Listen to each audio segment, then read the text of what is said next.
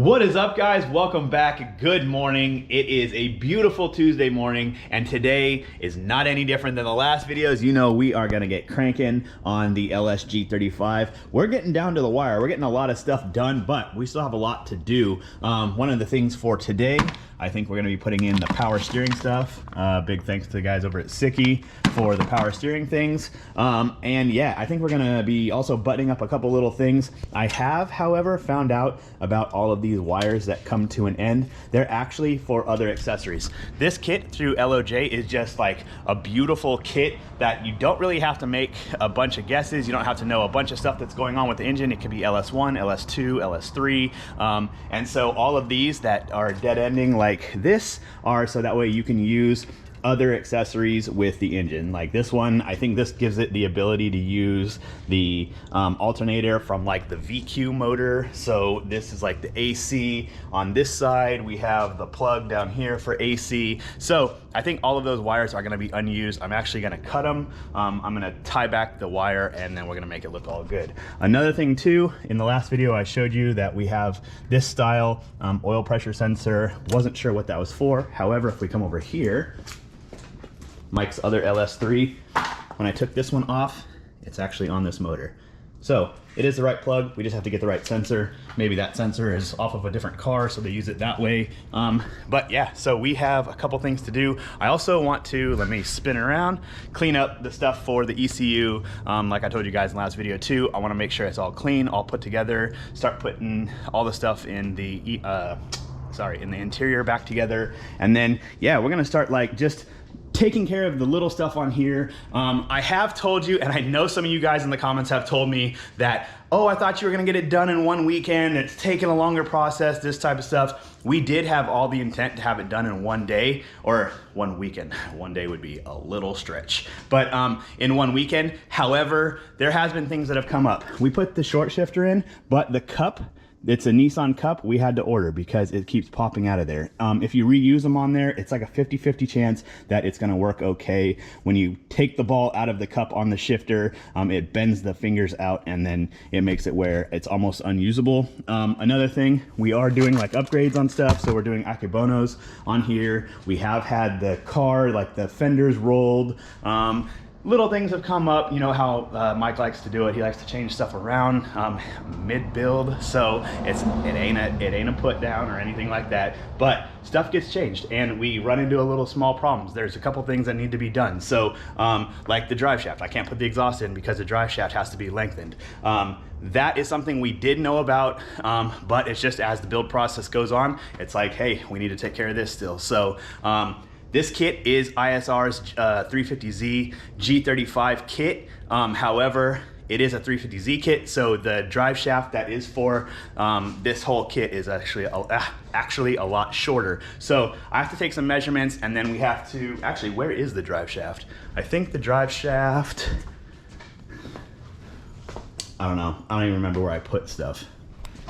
Anyway. I have to measure underneath. I'll show you guys how I'm gonna measure it, and then we gotta send it out to the drive shaft shop, and hopefully they can lengthen it or make us a new one. They might have to just cut off the flanges and make us a new one. So yeah, a lot of stuff that we still gotta do. So that's the reason why I haven't finished it. It's not on the ground yet. The exhaust isn't on. I can't put the exhaust on like I was gonna say because I have to put the drive shaft in first because it is the dual. I can't put the drive shaft up over it on this style, unfortunately. So, but yeah, let's get into like getting stuff done.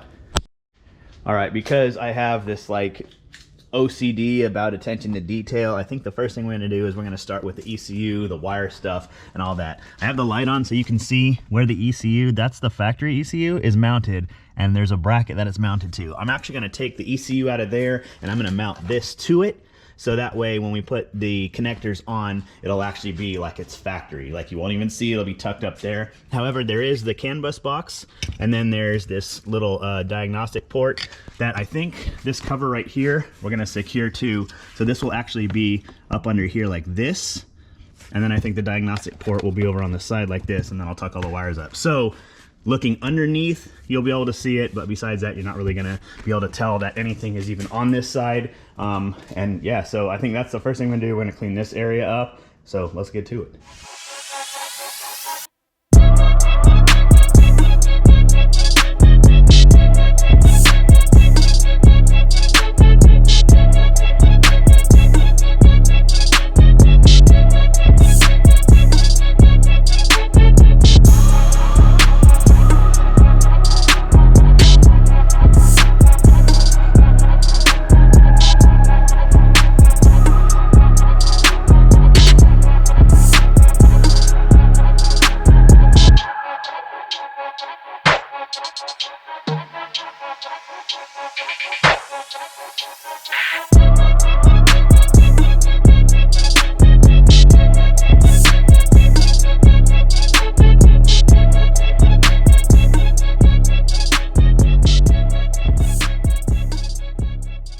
So, having a little bit of a tough time trying to figure out where to put this. Usually I would secure this to the bottom of it, but because we have so much room, I'm trying to see if I can't like hide it back here and then maybe just make a pilot hole to see that this is on.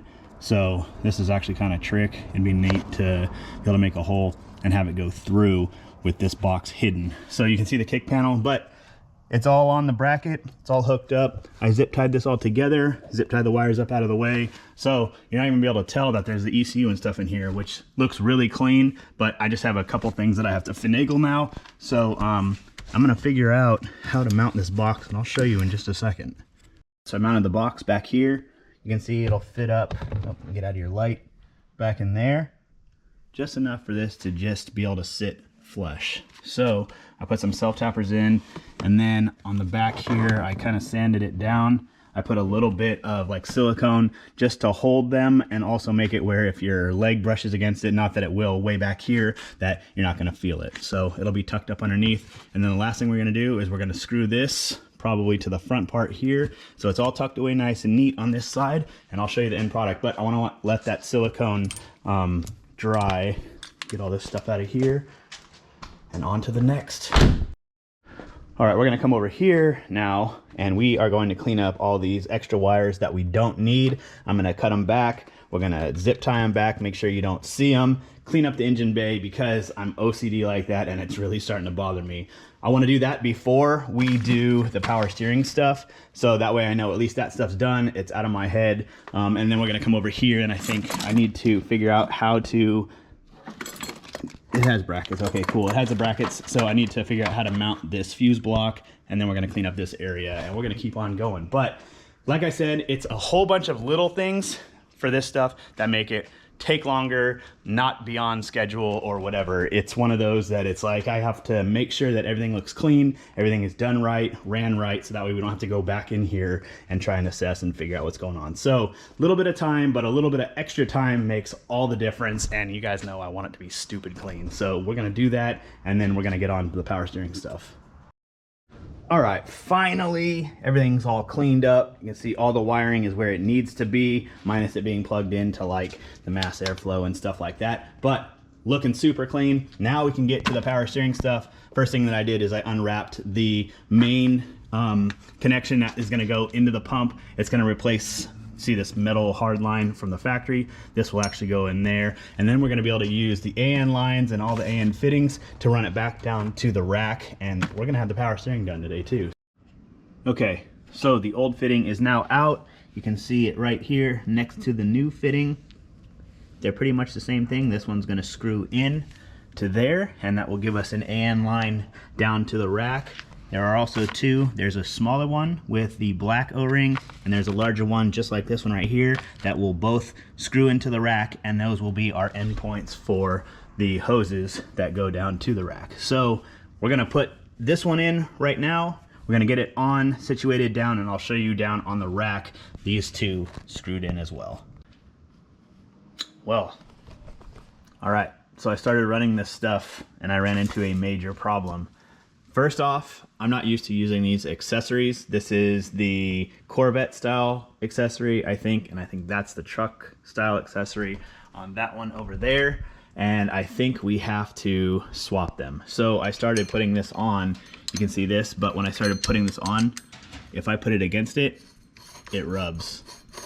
I was wondering why. Maybe the kit was wrong, but when I come over here to this LS3, you can see that the fitting's right here, and it works perfectly. It would actually screw into here and then come down and around. So Mike had mentioned about possibly having to transfer this over.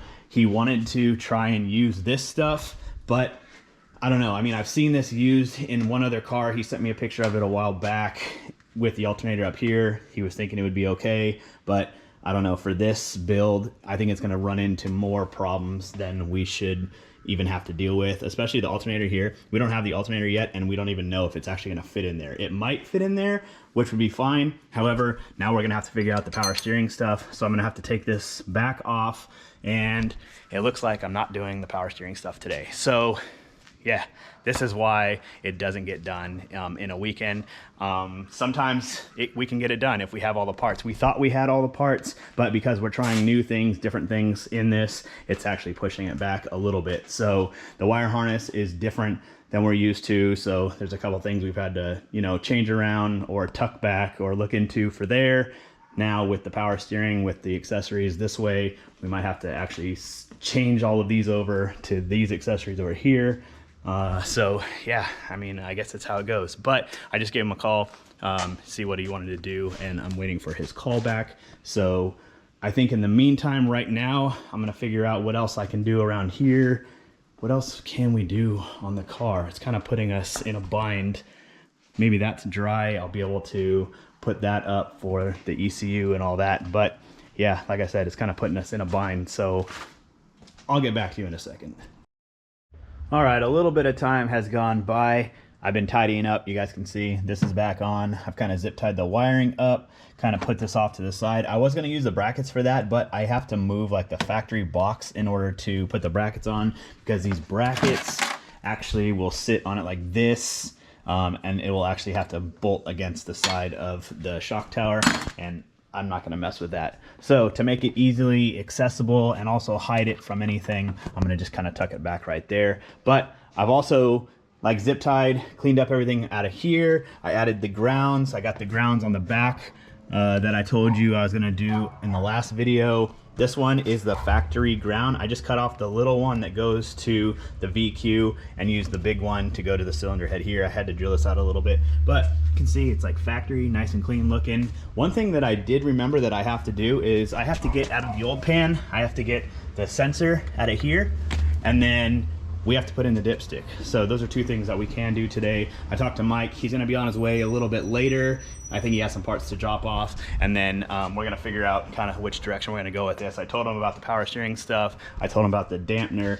You can see this dampener has the rubber seal that's kind of starting to fall off. So I think we're gonna have to change this, because if you guys don't know, with the LS3s, that rubber, when it goes bad, then the dampener starts to walk off and goodbye motor. So we need to replace that, fix that. I don't know if we're gonna change the accessories. I think he has the alternator on him, so we're gonna see if the alternator fits. But just like little stupid things, the monotonous things, like I said, just are the things that are the killer, the time killer, and the things you have to get the bugs worked out. Also, you have to make them look good. So you have to reroute it, you have to check things. So that's what I'm gonna do right now. I think I'm gonna grab the dipstick. I forgot where I put it. I think it's in the trunk. And we're gonna figure out the length of that. I'm gonna grab that sensor. We're gonna start buttoning up a couple little things like that. But first, I'm hungry. I need to eat. So it's lunchtime. Let's go and eat something.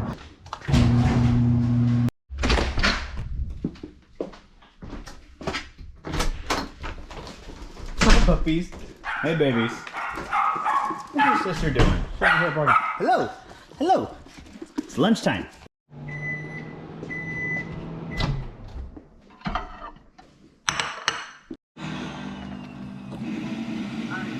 Remember when they hated, didn't think we made it. Now they break their neck just to look at me. All right, I'm gonna go back to work.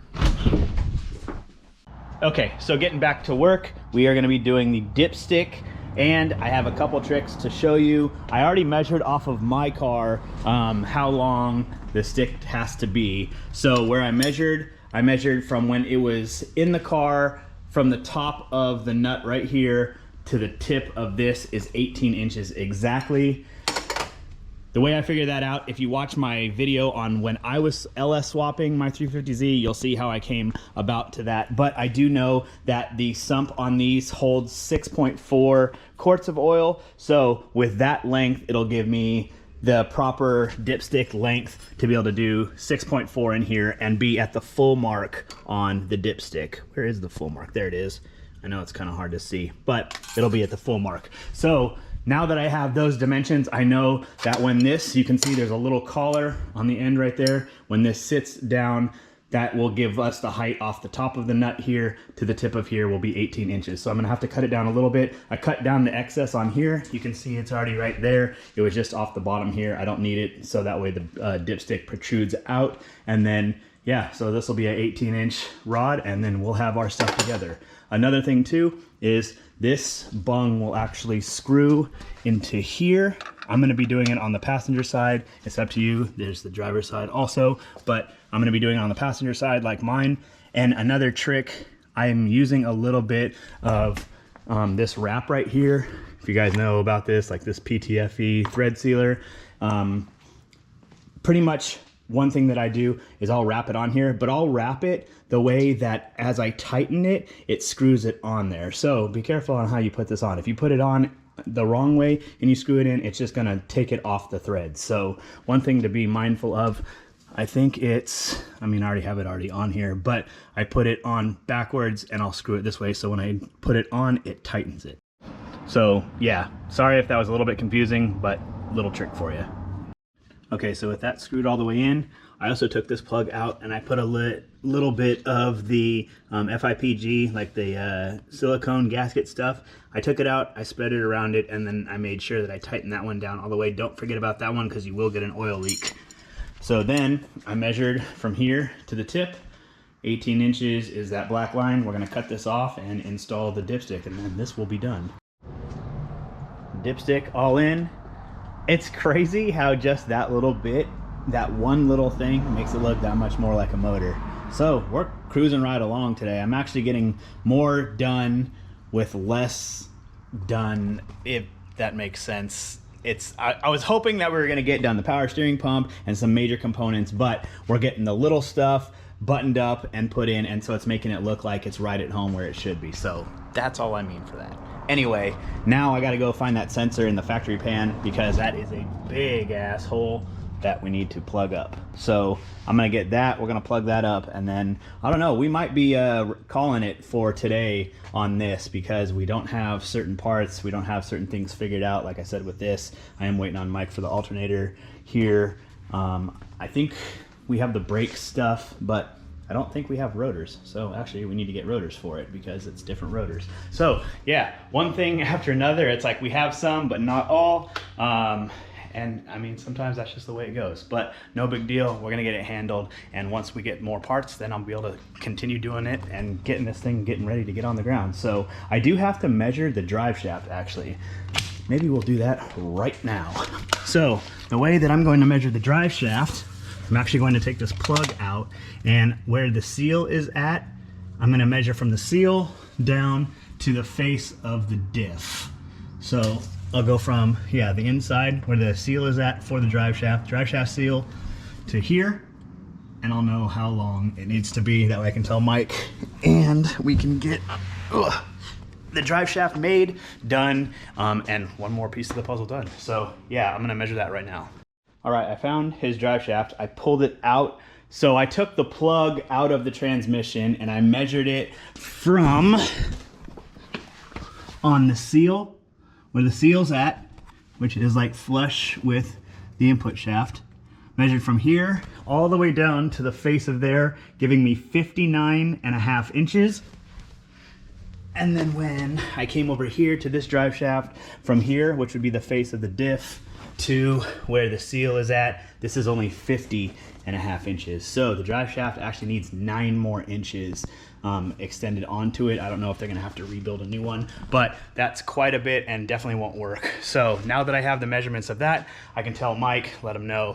I don't know if he's gonna pick up the drive shaft to take it to him or what, but yeah.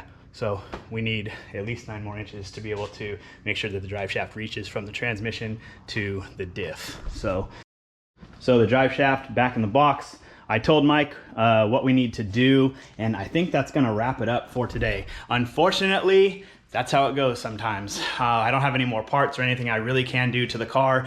We did get some of the monotonous stuff done. Some of the stuff that's tedious, takes time, but makes the biggest difference. I do have to put the interior stuff back in, but that's just a tray that I'll literally put up and then screw the diagnostic port to. So one last thing before I go.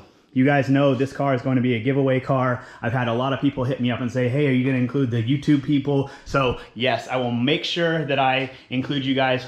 Make sure you look out for the community, like warnings or whatever it is where we can share on the community page, because that's when I'm going to be letting you guys know.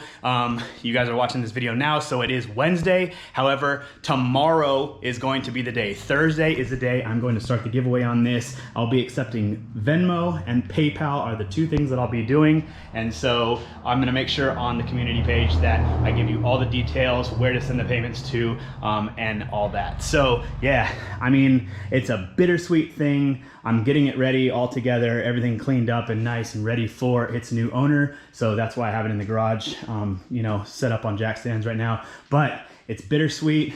I can't wait to get rid of it so I can get the Datsun 510 that I really want, my dream car. That's like my Ferrari. So I'm stoked on it. However, I am gonna miss this car. I did do a lot of this stuff. Everybody, if you guys have seen the last videos of when I got this car, how clapped out it was, how broken everything was, no engine, no trans, no suspension, no brakes, no supercharger, no interior, broken glass, no roll cage, no diff, no nothing. Literally nothing. So it's nice that it's a full running car and that somebody's gonna get to enjoy it, drift the hell out of it and that. So yeah, but be on the lookout on the community page, like I said, for all the details on the giveaway that starts. It's Tuesday for me today, so in 2 days, it'll be starting on Thursday. I'm gonna start it in the morning, and I'm probably gonna leave it open for a week. So good luck to everybody out there. I love y'all. Thank you guys so much for the support. Thank you for everything you guys do, as I always tell you. But before my battery runs out and before it gets too damn hot out here, I'm gonna go inside, edit this video, yeah, and chill before I gotta go get my daughter tonight. So much love to you. Big love to all you guys, your families. I hope everybody's been well. I hope your families have been well. And I will see you in the next video on Sunday. Much love. Peace.